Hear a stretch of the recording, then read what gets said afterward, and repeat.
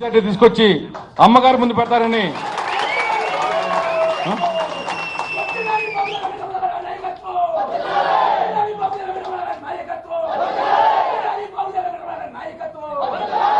కోరుకుంటూ,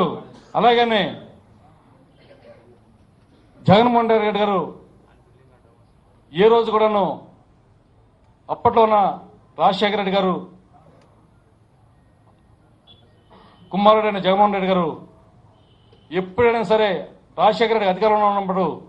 ఒక్కసారి కూడాను అన్నయ్య గారికి ఫోన్ చేసిన పాపం లేదు, ఒక్కసారి కూడా నాకు కలిసిన పాపం లేదు. అలాంటి వ్యక్తి ఆయన చేసిన తప్పులు ఇవన్నీ కూడాను అని ఒప్పుకోమని పునర్భాగలక్ష చెప్పడం అంటే